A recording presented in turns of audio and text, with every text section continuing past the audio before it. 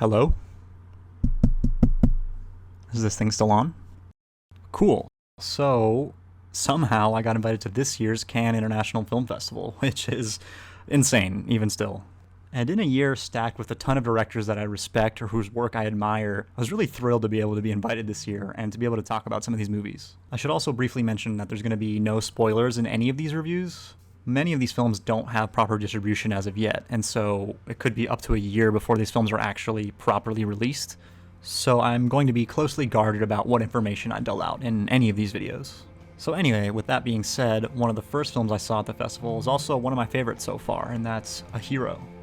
This is the new film from Iranian director Asgar Farhadi, who's been doing great work for the past 15 years or so. Really, his most defining film is likely A Separation, which I would consider one of the best films of the past decade. Over the years, Farhadi has shown a real gift for telling stories that can feel sort of typical, but always finds rich, dramatic angles to take, and enhances them with both great character work and performances. And A Hero is no different, telling the story of a man imprisoned over a debt, who suddenly has a chance at freedom when a bag filled with gold coins is discovered. What first starts as a simple moral dilemma evolves into a layered text on justice, forgiveness, and half-truths. Leading us through the film is the actor Amir Jadidi, who is just remarkable and delivers this really wounded, tender, and also complex performance. It's a film in which we watch our lead dig himself deeper and deeper, and where other films can be an exercise in frustration, here we understand him each step of the way, largely because Amir expertly gains our allegiance through his quiet desperation, but also because each new development plots us further into these unfurling issues beneath the surface. And really, the entire film is bursting at the seams with great acting and character work. Everyone from the prison warden to the taxi driver all bring it in their respective scenes, like they're all just on this heat check. And as you'd expect, our lead situation becomes increasingly complex as a result of this bag entering the picture, thus referring to a storied and struggled past with his ex-wife, the tenuous relationship he has with his son and with his wife-to-be, but it avoids specificity when referring to his past relationships and even really his current one. I couldn't help but feel like there was an opportunity to explore that romantic relationship a bit more. We're given some semblance of her interior life, but not much more. They're sweet together, and the chemistry definitely works, but we're never really given much of a reason as to why they care about each other so much, or why we should either. I would also say that the film is a bit archy, which is very much not a word. What I mean is, you get a sense of what the moral resolve of the film is going to be pretty early on, which is fine, and it does feel earned, but you can see the blueprint a bit clearly.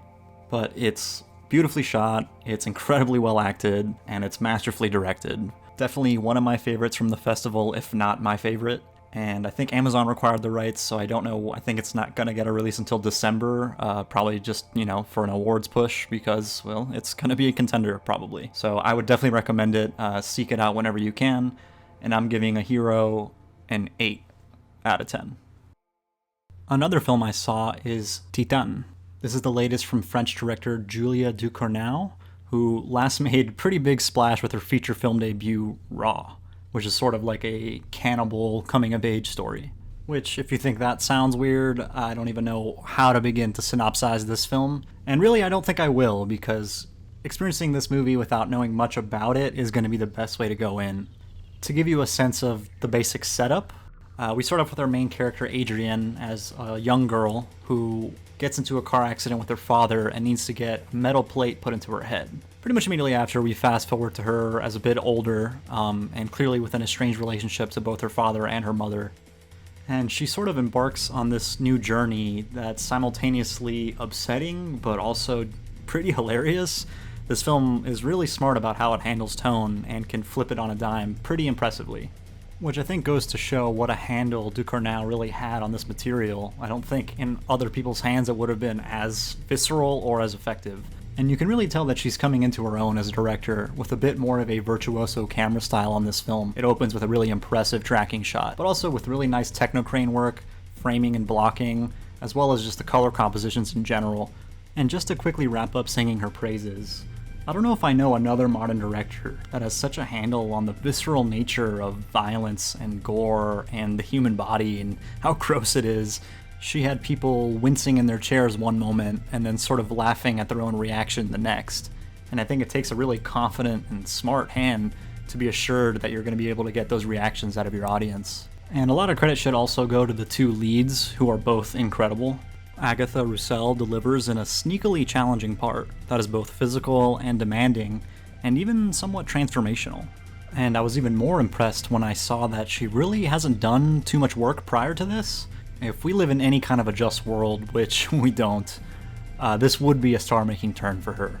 And then you got my man Vincent Lindon, who's made quite a career of being memorable in these small bit parts, perhaps most notably Lahaine and Betty Blue, although he did finally get a bit more recognition for his incredible performance in Measure of a Man, which I actually think Cannes gave him Best Actor for. And he, again, is just terrific in this, and he might be my favorite part of the whole film. He's got such an interesting energy, he's empathetic and wounded, but also has this sort of machismo that he puts on. But he's just a really layered, interesting character, and it's difficult to get a read on him until the very end. And he really just delivers, and he's just excellent. He was a big standout, not only in this film, but out of the whole festival. And again, without giving anything away, the film is experience shifting, and it's sort of comprised of two halves that feel like two disparate parts. There are narrative and thematic threads that felt unneeded or underexplored.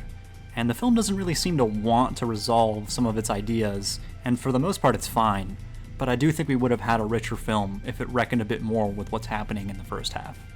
But this is still a film that is wholly original and completely engrossing, no pun intended, and I definitely am eager to watch it again, and even talking about it now, I've sort of chatted myself up to liking it even more, I think. I was originally going to give this a 7, but I'm going to give this an 8 out of 10. I mean, it's just on some weirdo shit. We got to celebrate it.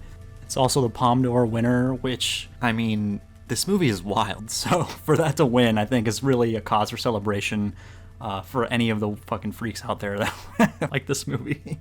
And really quickly, if I haven't already ruined all of my credibility, I have to give a big thank you to Cannes Film Festival for inviting me.